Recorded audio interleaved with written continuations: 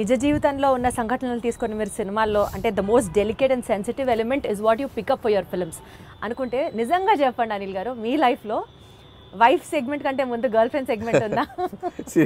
ఇవి చెప్తే కాపురాలు కూలిపోతాయి, చెప్పలేము. మీది కూడా లవ్ మ్యారేజ్ అనే విన్నా. అంటే ప్రతి వాళ్ళకి ఎక్కడో ఒక చోట ఒక లవ్ స్టోరీ ఉంటుంది. అది 10th క్లాస్ నుంచి ఇంటర్లో ఉండొచ్చు, ఇంటర్ టు ఇంజనీరింగ్ ఉండొచ్చు, ఇంజనీరింగ్లో ఉండొచ్చు, లేకపోతే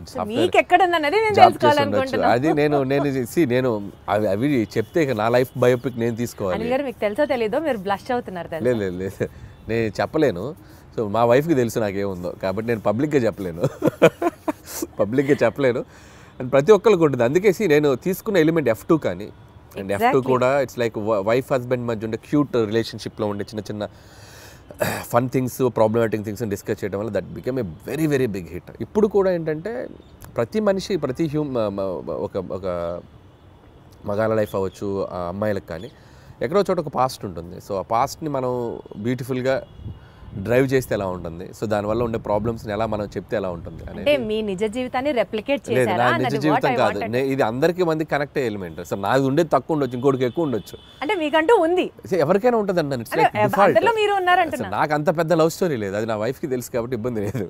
నాకు పెద్ద లవ్ స్టోరీ లేదు, అస్సలు లేదు. నాకు లవ్ స్టోరీ ఉంటే ఇప్పటికి నేను 10 లవ్ స్టోరీలు తీయాలి. మీరు గమనించండి, ప్రతి వాడి జీవితం వాడు తీసే సినిమాలో రిఫ్లెక్ట్ అవుద్ది. ఏ డైరెక్టర్కైనా తన పర్సనల్ లైఫ్లో జరిగిన ఇన్సిడెంట్స్ ఎక్కువగా రిఫ్లెక్ట్ అవుతాయి. నాకు మ్యారేజ్కి ఎక్కువ రిఫ్లెక్ట్ అవుతాయి. మీరు గమనించారో లేదు, నేను తీసే సినిమాలో మ్యారేజ్ ఫేజ్ ఎక్కువ ఉంటుంది, హస్బెండ్ వైఫ్ ఫేజ్ ఎక్కువ ఉంటుంది. కాబట్టి అది మెజారిటీ పార్ట్ ఉంది. నాకు లవ్ స్టోరీ ఉంటే ఇప్పటి నేను అద్భుతమైన లవ్ స్టోరీ తీయాలి. నేను మీకు అర్థమైందా? సో కాబట్టి లాజికల్లీ చెప్తున్నాను నేను. సో నా లైఫ్లో కామెడీ ఎక్కువ ఉంటుంది, ఎంజాయ్మెంట్ కామెడీలో ఎక్కువ చూస్తా, సెటారిక్ ఫన్ చేయటం దీంట్లో ఎక్కువ చూస్తాను. కాబట్టి నేను తీసే సినిమాలు ఎక్కువగా ఫన్ బేస్డ్ ఉంటుంది. So I'm fun loving person. కాబట్టి వెంకటేష్ గారికి ఈ స్టోరీ చెప్పిన వెంటనే డిడ్ యూ యాక్సెప్ట్ ఇట్ అండి? అంటే ఈజీగా అనిపించిందా మీకు ఆయనకి చెప్పడం? లేదు, ప్రతి లైన్ వెంకటేష్ గారికి నాకు ఒక చిన్న ఈక్వేషన్, మా ఇద్దరికి ఒక ట్యూనింగ్ ఉంది. సో అనిల్ బాగా తీయగలనే నమ్మకం వెంకటేష్ గారికి ఉంది. వెంకటేష్ గారు నన్ను బిలీవ్ చేస్తారో, ఆయనకి ఎలాగైనా ఒక పెద్ద హిట్ ఇవ్వాలనే ఒక కాన్ఫిడెన్స్ నాకు ఉంటుంది. బట్ ఈ ఆల్వేస్ లైక్ ఎంత ఫ్రెండ్లీగా ఉంటాడో అంతే గైడెన్స్ ఉంటుంది ఆయన నుంచి.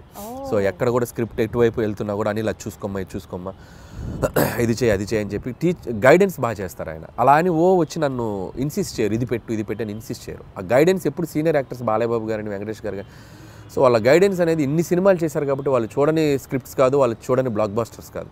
సో అవి మనం కరెక్ట్గా ట్యాప్ చేయగలిగితే సినిమాలు ఇంకా నెక్స్ట్ లెవెల్కి వెళ్తాయి. సో ఆ గైడెన్స్ ఎప్పుడు ఉంటుంది. సీనియర్ లెవెల్ ఆఫ్ హీరోస్ ప్రస్తావన వచ్చింది కాబట్టి యాక్చువల్లీ ఇప్పుడు ఉన్న ట్రెండీ డైరెక్టర్స్లో మీరు కానీ, డైరెక్టర్ బాబీ గారు కానీ, లేకపోతే గోపిచంద్ మల్లిన్ గారు కానీ, మీరందరూ ఇప్పుడు కెరియర్ పీక్లో ఉన్న డైరెక్టర్స్ అని అనుకుంటే ఒక్క తరం హీరోస్తో ఎందుకు చేస్తున్నారు? Not with the latest and of the heroes, because వాళ్ళందరూ పాన్ ఇండియా మూవీస్ చేస్తూ బిజీగా ఉన్నారు, మనకు ఆపర్చునిటీ ఇవ్వలేదు అని ఎప్పుడైనా రిగ్రెట్స్ లాగా అనిపించింది? ఎందుకు రిగ్రెట్? హ్యాపీగా వాళ్ళు పాన్ ఇండియా రేంజ్కి వెళ్ళి తెలుగు మార్కెట్ని పెంచి వాళ్ళు బిజీగా ఉండి ఫుల్ టాలీవుడ్ కలెక్షన్స్ అంటే చేయొచ్చు కదండి. వాళ్ళు ఇవ్వాల్సింది కాదుగా, మేము వాళ్ళని ఎగ్జైట్ అయ్యే కంటెంట్ చెప్పాలి. వైస్ వర్సా, స్టార్స్ వచ్చి మాకు ఇచ్చేది ఏంటి ఆపర్చునిటీ? మేము వెళ్ళి వాళ్ళని ఎగ్జైట్ చేయాలి. అదే అలా పోనీ జరగాలంటే మేము వెళ్ళి ఎఫర్ట్స్ పెట్టి ఒక కథ, ఇప్పుడు స్కేల్ పెరిగింది, స్పాన్ పెరిగింది. సో అంత స్పాన్ స్కేల్ మేము వెళ్ళి కథలు రాయాలి. నేను ఆ కథ రాసి వెళ్తే అద్భుతం. ఇప్పుడు ఎన్టీఆర్ గారు నాకు బాగా తెలుసు.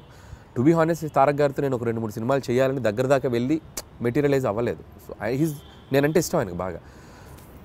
వాళ్ళని ఎగ్జైట్ చేయాలి మేము వెళ్ళి. సో ఆ ఎగ్జైట్ చేసే కథలు దొరికినప్పుడు ఆబ్వియస్గా చేస్తారు. మహేష్ గారితో చేశాను నేను. సర్లే, నీకు ఒక బిగ్గెస్ట్ హిట్ కదా మహేష్ గారితో.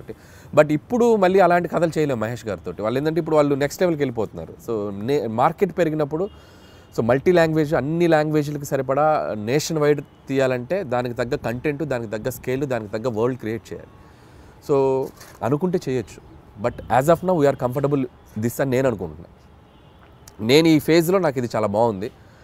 ఖచ్చితంగా ఒక 3-4 ఏళ్ళ తర్వాత, 2-3 ఏళ్ళ తర్వాత ఖచ్చితంగా ఎప్పుడొకప్పుడు ప్లాన్ ఉంది, చేయాలిగా. అందరు హీరోలతో చేయాలిగా, ఖచ్చితంగా చేయాలి. చేస్తాం, డెఫినెట్గా చేస్తాం. మనకు అద్భుతమైన హీరోలు ఉన్నారు మార్కెట్లో. మీకున్న కామెడీ సెన్స్ ఆఫ్ టైమింగ్కి, చిరంజీవి గారికి ఉన్న కామెడీ సెన్స్ ఆఫ్ టైమింగ్కి మీరిద్దరూ కలిసి ఒక ప్రాజెక్ట్ చేస్తే it would be in still more next level అని అనిపిస్తున్న నేపథ్యంలో అసలు దాని గురించి ఎప్పుడైనా ట్రై చేశారా, ఆలోచన చేశారా? ఒక 2-3 సార్లు అనుకున్నాము. సో బిఫోర్ సంక్రాంతికి వస్తున్నాం కూడా మెటీరియలైజ్ అయ్యేదాకా వెళ్ళి మెటీరియలైజ్ అవ్వలేదు డ్యూ టు కొన్ని ప్రాక్టికల్ ప్రాబ్లమ్స్ వల్ల. హోప్ సో కమింగ్ సూన్ అలాంటి ఒక ఎగ్జైట్మెంట్ థింగ్ జరిగే అవకాశం ఉంది. సో అది టూ ఎర్లీ టు టెల్.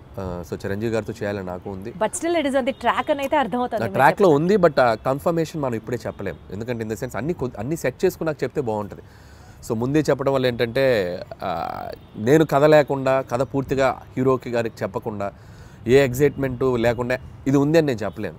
ఇద్దరు ఎగ్జైట్మెంట్లు అనౌన్స్ చేసామనుకోండి, కిక్ వేరు. సో అందుకని అది అంతా మెటీరియలైజ్ అయ్యాక చెప్తే బాగుంటుంది. Still we are in its very beginning స్టేజ్లో ఉంది. సో మీరు అన్నట్టు చిరంజీవి గారితో నేను అనేది చేయాలి అనుకున్న ఇది మాత్రం ఖచ్చితంగా డెఫినెట్గా మా ఇద్దరికి ఒక ఎంటర్టైన్మెంట్, ఆయనకి ఏం చేస్తే బాగుంటుందనే ఐడియా నాకుంది. అలాగే చిరంజీవి గారితో ఏం చేయాలి అనేది కూడా ఒక క్లియర్ పిక్చర్ ఉంది. సో డెఫినెట్గా ఇట్ విల్ బి లైక్ మీకంటూ ఫోకస్ ఆ విజన్ ఉంది కాబట్టి డెఫినెట్లీ అది ఎగ్జిక్యూట్ అవుతుంది వెరీ సూన్.